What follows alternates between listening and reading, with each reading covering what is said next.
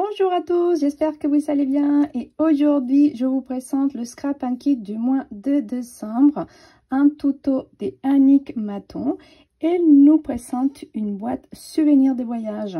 Donc aujourd'hui mon tour de vous présenter ma version et comme vous le savez je suis une très mauvaise élève et je détourne toujours un petit peu les tutos.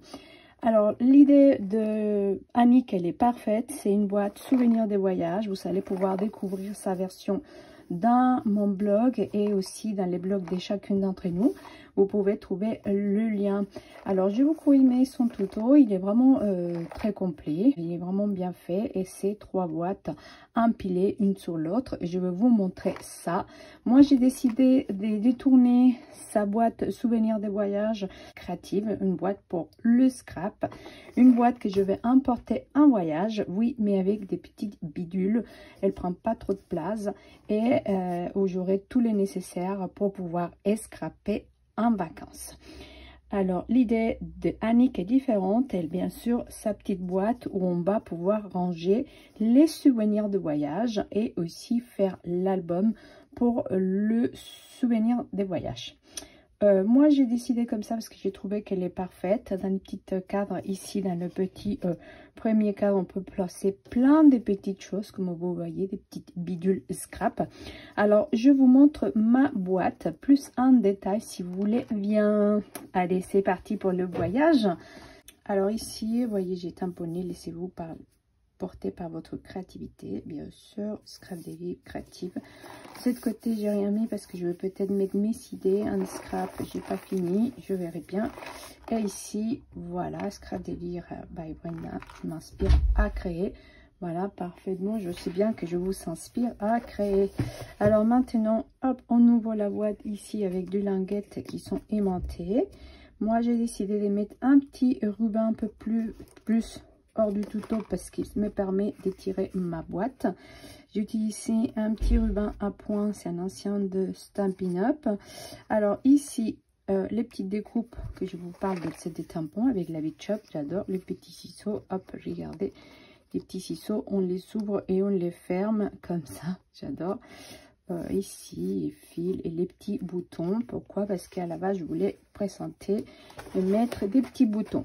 Alors voilà, regarde. Alors on enlève les petits nœuds bien évidemment, pas se faire avoir. Et à l'intérieur, regardez, j'ai tout mis, toutes les petites choses que je pourrais emporter. Donc des boutons, des coins, des petites pinces. Et voilà. Bon, pour moi, c'est une petite boîte. On peut mettre plein de petites choses de scrap, des petites bidules et que j'aime beaucoup. Alors ça, c'est la première boîte. On va la mettre de côté. Au milieu, il y a une deuxième boîte avec un compartiment en bois. Regardez, elle est géniale. Alors, l'idée d'Annick, c'est qu'à l'intérieur, vous allez pouvoir faire votre carnet des voyages. Et le carnet des voyages, il va être fait, je pense qu'au mois d'avril, quand ce sera son prochain tuto. Mars, avril, je sais plus. Et on va pouvoir le mettre à l'intérieur. Moi, comme je vous ai dit, je veux différemment. Ici, je vais mettre dans ces carnets des voyages. Moi, je vais faire mon carnet à idées. Oui, parce que quand je pars en voyage, bien évidemment, j'ai tout le nécessaire. J'ai tous mes petites bidules. Je vais pouvoir mettre mon carnet des scraps. Voilà.